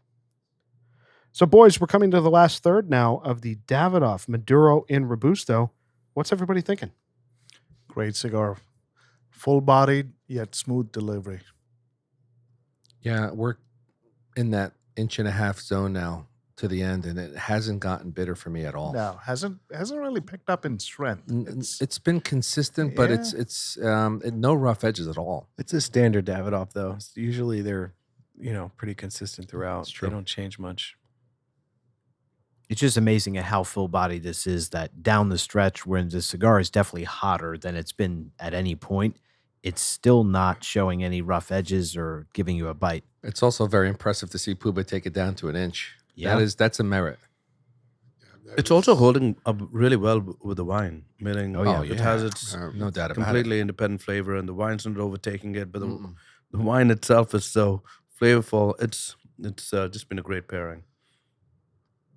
I can't say enough about it. I'm honestly impressed for how full of a cigar this is, for your preference and Puba, your palate, Yeah. and how Cuban forward it is, and how you really prefer, I would say, medium full Cuban cigars, if we even get to full with Cuban cigars. How much you're enjoying this really full experience tonight in the Davidoff Maduro. Down to the end. But yeah, I mean, I found it fantastic in every single way. I think it's full but smooth. It's got a lot of flavor, and I think that's reminiscent of Cubans. Very memorable for me. Very. Here you go, Puba. It's one for your birthday. Wow. No, Wow, no, look no, at no, this. No. Another birthday cigar. Yeah. Look at that. No, that's. Enjoy it. Oh, Enjoy it in good health. no. I thought he said enjoy it and go to hell. I I may be on my way there anyway. Thank you so much. That's You're welcome. very generous. I mean, this is one of the best New World cigars I've ever had. Wow. Ever. That's a statement, That's man. high, It is. high It- praise. It's high praise. High praise. It's really, for me, this delivered a full-bodied but smooth experience. It paired up with this wine, fantastic. Yeah, it's $50. That's a lot of money, but like, I actually think it lives up to the price tag. It's not an everyday cigar. I wish it could be, but there's nothing about this cigar that I have literally zero criticism. I mean, at all. It was full. It was chocolate. It was cherry. There's so many things that were going on with this, and it was just such a pleasant delivery. It blew me away. I'm very happy to hear that. Yeah. Yeah. So, boys, I have another news story for you I wanted to talk about because we've been talking about cigar bans, and we've been kind of nervous that it was going to start creeping in our backyard. And we've learned now that the city of Peekskill, New York, has considered expanding its outdoor smoking ban to its outdoor dining downtown, where violators would face up to $50 for the first offense, $100 for the second, and then $250 for each violation after that. So, it's starting to creep. That's not far from us. It's not far from us. And once these things start to be successful, other cities and boroughs and municipalities are going to see this. And I don't know, it's just not a good trend to see cigar smoking become a problem. And you're sitting outdoors. You know what I'm surprised at is how many people in Peaksville smoke cigars that they're going after them. It's probably one dude. Yeah, I know. They're just going after him really bad. One guy who or a smokes group cigars. of dudes. Or a group of dudes like us. It's probably the cigarette. The Peekskill Lizards. It's probably cigarettes. I mean, look, no one wants to. I don't want to be covered in cigarette smoke or cigar smoke necessarily when I'm at the dinner with my wife or my family or my kids. I mean, who wants that? That's already banned anyway. So I don't know what these additional bans mean. But outdoors? Are we in Canada? No, I think we might have a Kiwi, New Zealand. We're lucky we have a private club here. Yeah. And we can smoke anytime. If there's a group of guys out there in Peekskill. Yep. You love your cigars, start a club, find a place, and call it your own. Yeah. If you can. Or set up a tent. Yeah, you could do that too. Set up a tent city. You know what I mean? In Denver. They're there. They have plenty of them. Oh, but it's outdoors. I'm sorry. It's outdoors. You're Oh, fine. yeah. I mean, So, boys, I have one more listener email before we get into our ratings. This is a fun one. Comes from Lizard Martin in Slovakia. Slovakia. He says, Dear Lounge Lizards, I wish you all the best for the next 200 episodes. Sending you greetings from Slovakia, a small country in the middle of Europe. As a regular listener of your podcast, I enjoy it during my rides to work and home, and sometimes on my balcony while having a cigar and some whiskey. And very often, I am thinking about how oxygen oxidizes. There is a true chemical reaction that actually does take place. Oxygen oxidizes has invaded Slovakia, Bam. Oh, gosh. I mean, that's amazing. It's ridiculously funny. And the fact that, wait, hold on. I just want to just acknowledge. You got to go back and edit that podcast. No, Get it out of there. No. The fact that Bam's outlook on certain things have actually gone global. Has not gone global. You are fully global. It's a rare incident right there. No, it's not. No, I promise. No, you've got listeners writing in from Slovakia about your commentary There's on how one L in oxygen. Slovakia. Actually, I think I was the one that said oxygen oxidizes. You He just was. made- Yes, it was him. You made the comment about it. I was like, well, it does do that. Global, man. Bam owns it. And he says, surprisingly, not very often, but from time to time, I taste in some Dominican sticks the dried fruit as well. It's a real thing. So dried fruit has also made it to Slovakia. Well, you have an ally in Slovakia. Correct. He says here, I'm looking forward to Correct. further episodes of your podcast, and I'm proposing to add to your list of cigars the Rocky Patel No. 6 in Robusto. Best regards, Lizard Martin. All right. What an Hell awesome no. email. That's a great email. What an Great awesome email. email. Great Yeah, email. Thank you, Martin. And thanks to all the lizards out there who write in. Respectfully written. And Can't wait for an email from Dubai. I just What is going on? I'm just thinking of Lizard Martin giggling on his porch or on his balcony, smoking a cigar about how oxygen oxidizes in Slovakia. It's amazing. it's incredible. You're global, Bam. You're global. What are we talking about next? What's our next topic? So, boys, it's time to move into the rating portion of our episode tonight. And I think you guys may find this surprising. We have 3 ratings to do tonight We do. because we have never rated the Paul Roget Brut Reserve. Yeah. We've only rated the vintage 2013 quite some time ago, but for all the times we have had the Paul Roger Brut Reserve, the standard issue Paul Roger champagne, we have never rated it. I think it's got to be an independent episode. Meaning we need to have Paul Roger again and then just Wow. rate it there. I hope we have it again and again. We'll keep having it, but I think it's time to rate it. Yeah. I agree. All right, boys, let's move into the formal liquor rating now on the Paul Roger Brut Reserve. Bam Bam, you're up. You know, we talk about how expensive things are and the cost of things. But as men, we do very little for ourselves. You know, we do for our kids, for our wives, and we have to take care of ourselves once in a while. I think tonight, how rich the experience was from the champagne and this incredible wine, I'm giving the Paul Roger a 10 and a 10. It's worth every dollar. I want to go out and just buy bottles of this and enjoy it as often as I can. 10. All right, Bam just gave it a 30. A 10, a 10, and a 10. I'm all in on that. I'm all in on the 10 sweep as well. Yeah. Absolutely. It's called Bamalytics. Correct. Formerly defunct, but we're going after funding. You're looking for investors, Ben? I am. Hey, Lizard Martin in Slovakia might be an investor. Correct. He's ready. He'll invest. It's AI. is. It's artificial intelligence. Bamalytics. Yeah. Pagoda.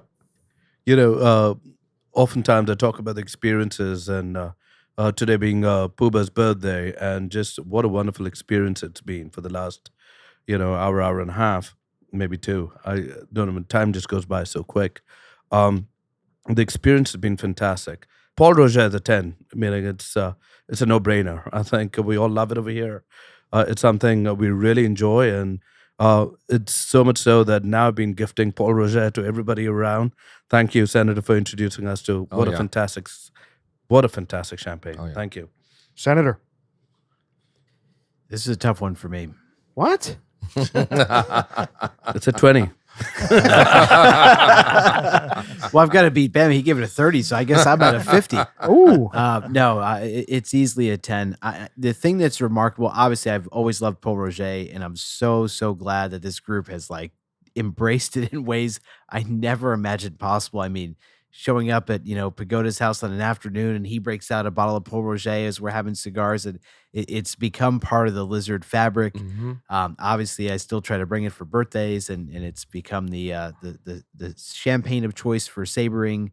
But I think the thing that just shocks me the most is as we've gone deeper into this champagne journey, from vintage bottles to other higher priced stuff, every single time I could have a glass of Paul Roger after I've drank a $300 bottle of champagne, and it brings me the same joy. And there are not many things that's true with. You think about, you have a really spectacular cigar, and then you have a cigar that's a quarter of the price point afterward, and you're sitting there usually pretty disappointed. It kind of ruined what normally would be a very good cigar for you, but it was so spectacular that it just kind of kills it in that moment.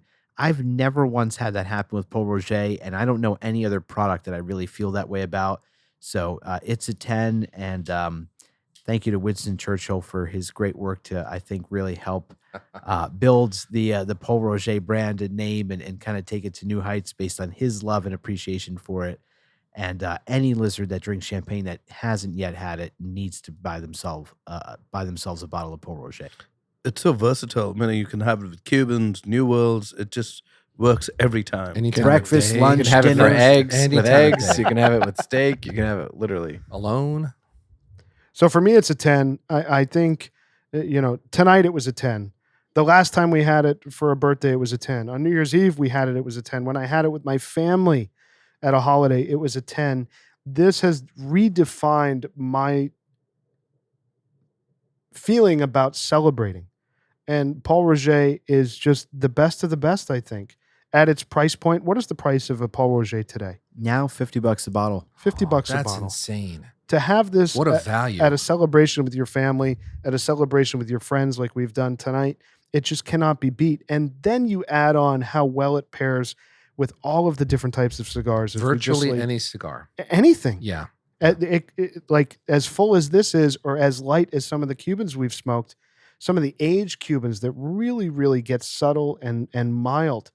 It's just a brilliant, brilliant spirit. And yeah, I share the same thing. I'm very grateful to Senator for introducing it to us and to continue bringing it in for these wonderful moments like Puba's birthday tonight. It's a 10 all day. I think it's just the best of the best. Puba. Yeah, I'll echo that. And I one thing Senator mentioned was I can't think of another product.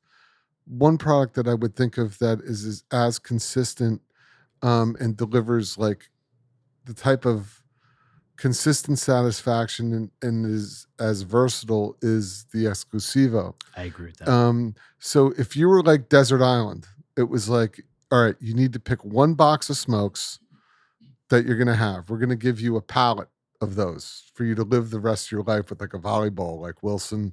You got Wilson, you know what I mean? You're on a desert island and you've got one champagne. It would be Paul Roger and it would be Exclusivos. You know, it's kind of like the Exclusivo, I think, is analogous in a way that, you know, it's so versatile. You can smoke it virtually almost any time. Same with Paul Roger. It's great for any occasion. It's elevated enough that they're both sophisticated. They're both reasonably priced. So for me, Paul Roger is, you know, like a 10, like an Exclusivo for me is a 10 for what it is at the price point that it is. Just to put a period on the end of the sentence is that you know, thank you so much for bringing the bottle and you know, acknowledging my birthday, which is whatever, not a big deal, but it isn't here because we get to drink champagne when it's your birthday. Yeah. I mean, It's your not you better a rally. big deal, but okay. But thank you. You know, I appreciate it, each and every one of you. And, you know, Paul Roger is a 10 for me, just like an Exclusivo is a 10 for me. So that's easy math on that one, boys. The Paul Roger Brut Reserve formal liquor rating is a 10.0. Yeah, very well deserved. And Well the deserved. saber skills. are And also a 10. yes, Oh yeah. yes, presentation counts. Garcon gets a 10 as well. Correct. All right, boys, let's move into our next rating. I'll just say I'm very relieved because if one of you would have given it a 9, I don't know that we could be friends anymore. I'm not even kidding. He would have walked out of I'm here. not even You kidding. might have used a saber on your heads. We should have set that up I and know. rated it like a 6 Oh my just to God. piss Oh, him that off. would've I been would have awesome. stormed We out. should have never done that. kidding. Opportunity missed. He would have got this is how it would have gone. I'm sorry, but I'm out. All right, boys, let's move into the formal liquor rating now on the Orin Swift Papillon red wine. Fantastic pairing tonight. Bam Bam, you're up. I don't think I'm being overly enthusiastic by giving this a 10. It's just so satisfying. Delicious, delicious drink. You know, you keep that in your mouth just a few seconds before you take it down. It is unlike any other wine I've had in a very long time. 10.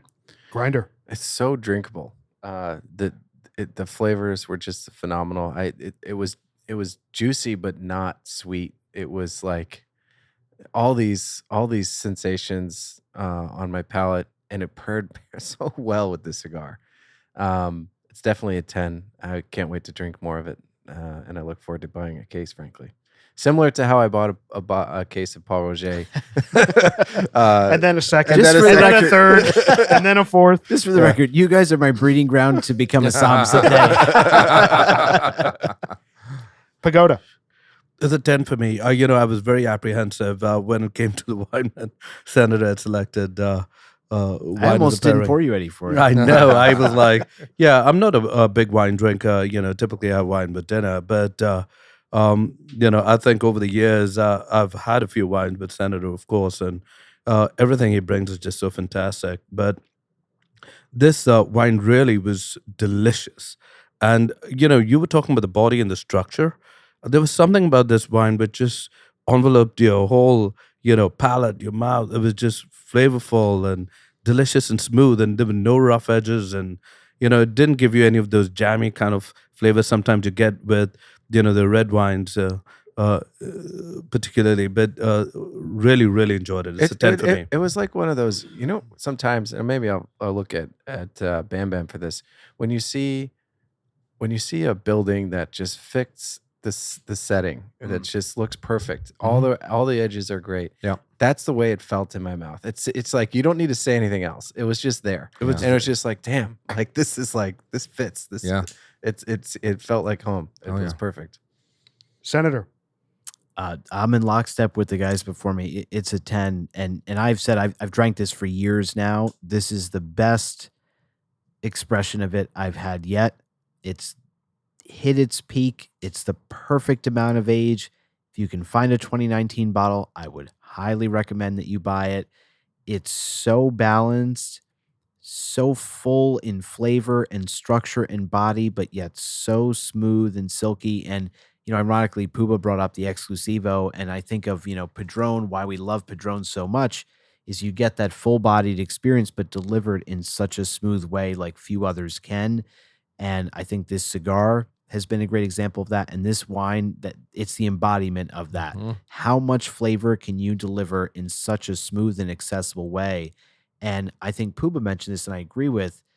This is one of those wines that for an experienced wine drinker, they're going to enjoy, but also for someone who is newer to red wine, I think that this is approachable enough for them to realize, wow, there is something better. There is more complexity I can chase. And so I think it's got a lot of versatility for those reasons.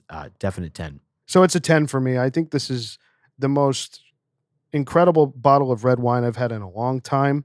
I am shocked at how well it paired with this absolute full cigar. I think it would pair well with most full meals, if not all. I just think it's the best of the best as far as red wine goes. I mean, I am going to go and find a case Same. of this 2019 vintage of this Papillon. I thought it was brilliant. I'm very grateful you brought it in. I can't believe it's an $85 price point. I know we talk about, just like cigars, there is sometimes a disconnect in price versus flavor. Wow. We do have $8 cigars we rate 10s, and we have $100 cigars we rate, at 5s. Mm-hmm. Whereas, something coming in at an $85 price point rating as well as it has tonight, and it has for me, I'm very surprised with it, and I thought it was brilliant, and it's a 10 all day. Yeah, sometimes price doesn't matter when you find something that's incredible. Exactly right. Honestly. And I still think $85 is very reasonable for that. Yeah. Puba. I think for the casual wine drinker like I am, I don't research red wine. I'm not on the internet, scouring things. It's not something that I'm doing a lot. Sometimes I go on a little bit of particularly during the holidays, I'm buying cases or something, you know what I mean? Things like that. Blends are hard to figure out for me. So I tend to default to the staples, They're a little risky. Well, you just don't know. what you're gonna get, You kind of don't know how it's going to play out with some of these maritages and what how it's going to work unless you've had it before. So I tend to fall back onto the typical stuff. That's reliable, that is always going to be good. Whether it's Jordan, Silver Oak, Stag's Leap, some of those super Tuscans that are really reliable. This to me this is the best blended wine or maritage that I've ever had. I mean, but again, I haven't. It's a complicated world. Do you know what I mean? So it's 10 for me. And I'm not going to, I echo all the commentary that everyone gave, all the same reasons. So I loved it, and it paired well with the cigar, so it's a 10 for me. So, boys, that puts the formal liquor rating on the Orin Swift Papillon also at a 10.0. Incredible. Can you believe we had 2 spirits tonight? What a night. Out of 10? What a night. That's unbelievable. Now wait for the cigar ratings. We baby. talk about sweep. There's still a chance. It's going to be it'll be a sweep. I can guarantee it. Oh, yeah. We'll see. All right, boys, it's time to move into the formal lizard rating now on the Davidoff Maduro in Robusto. Rooster, you're up. This is one of the better full-bodied Davidoffs I've had, and keeping in line with the scores, I'm gonna give this a 10. I mean, this is a wonderful cigar. The price point is what it is. This is what the cigars are going for, but I think it's a must try for every Davidoff lover. 100%. It was a 10 for me. I'm not going to, repeat the commentary. It was, we talked about it enough. I mean, what a cigar. Elegant, fantastic, smooth, rich. It's a 10, fantastic. $50 is a lot of money for a cigar. It's clearly not for every day, but boy, oh boy, is it good. All right, boys, I'm the outlier here. This is a 9. It's not a 10. You did have a rough experience in the beginning of that I cigar. did. I actually thought I was going to be at an 8 Wow. when I was at the end of the first third. I was really not enjoying it. There was something weird going on. It did turn around. But also, when I consider the price point, am I going to go out and buy a box of these cigars? I don't think so. Do I think anybody in this room is going to go out and buy a box of these cigars? I don't think so. So I have to factor that in. Maybe Bam Bam will. I have to factor that in. I have to factor in the fact that I don't think I'm going to chase this cigar. If someone gave it to me, or if I was in a situation where it came up and I wanted to pick up a couple, I would do that. But it's not a 10 for me. It's a 9 all day, and I'm very, very happy with that score. So it's a 9. Senator. This is tough because I came into this thinking I was going to give this a 9, having already smoked it before.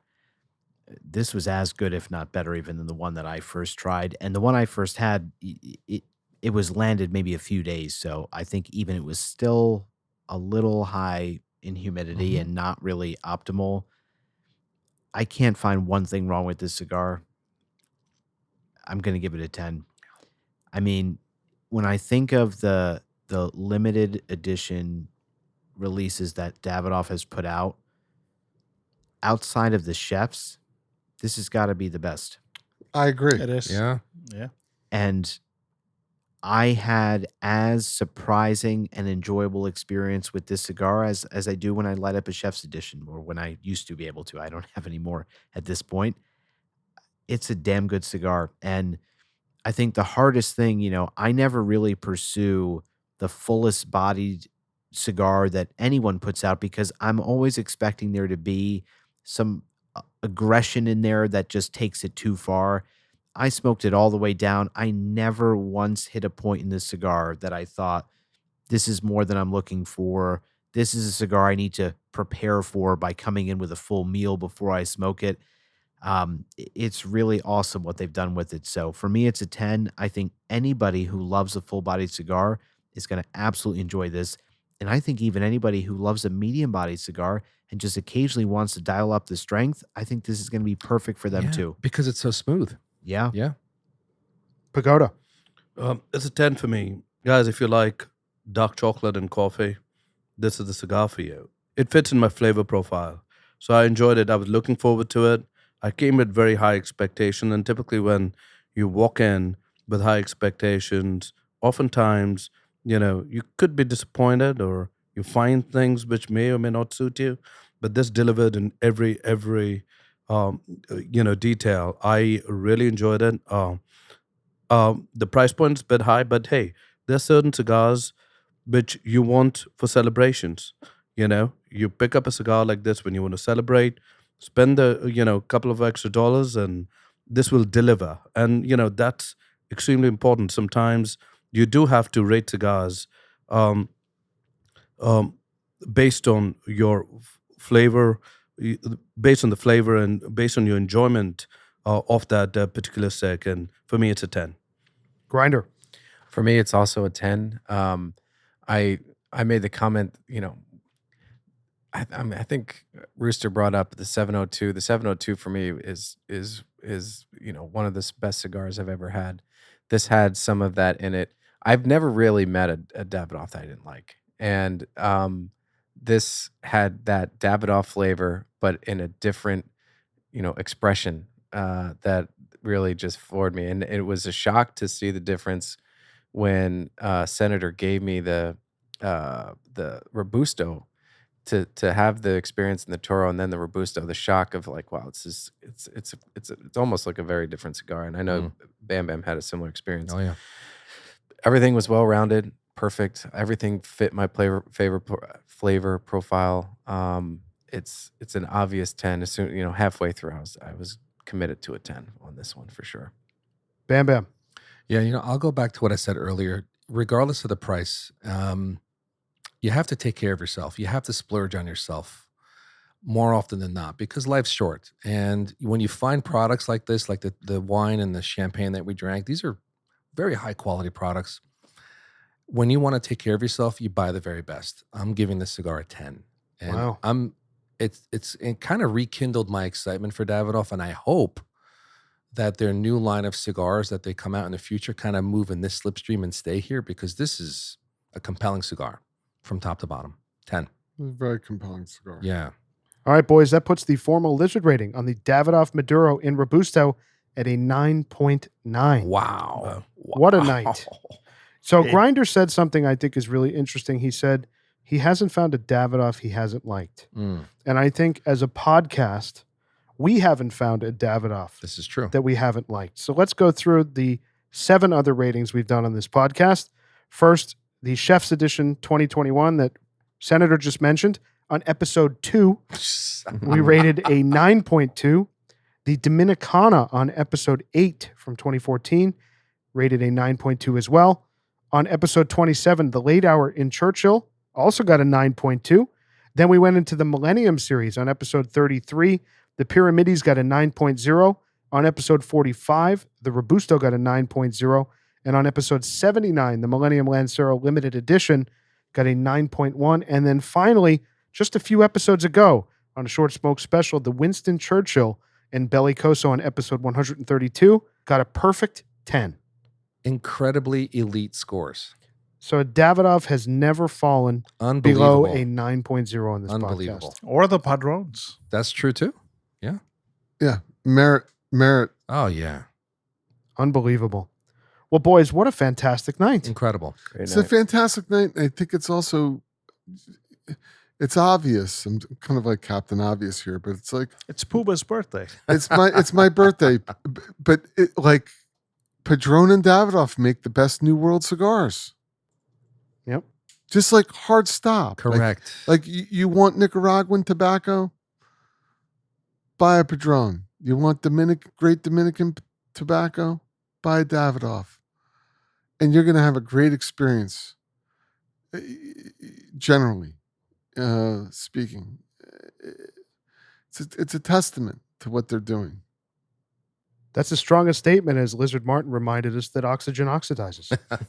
Yeah, Padron and Davidoff perform. Correct. No, but I mean it's obvious, right? But the ratings prove it out. Exactly right. All right, boys, let's recap one more time. On the Paul Roger Brut Reserve, we had a flat 10.0. Also on the Orin Swift Papillon, a 10.0. And then on the Davidoff Maduro in Robusto, a 9.9. Wow, what a night. What a night. Yeah. What a night. Incredible. Some terrific cigars. Happy birthday, Puba. Happy birthday, Puba. Wasn't really expecting this type of a luxurious experience. Yeah, it Absolutely. was awesome. But my goodness, thank you. So thank you to all the listeners for writing in. We really, really appreciate it. Continue to do so. Send us some voice memos. We love those. And of course, thank you to Fabrica 5 for supporting the podcast. And we'll see everybody next week. Keep smoking. Hope you enjoyed this episode. Thanks for joining us. You can find our merch store and ratings archive at our brand new website, loungelizardspod.com. That's loungelizardspod.com. Don't forget to leave us a rating and subscribe on your favorite podcast platform. If you have any comments, questions, if you want to reach out, say hello, tell us what you're smoking, email us, hello@loungelizardspod.com. You can also find us on Instagram @loungelizardspod.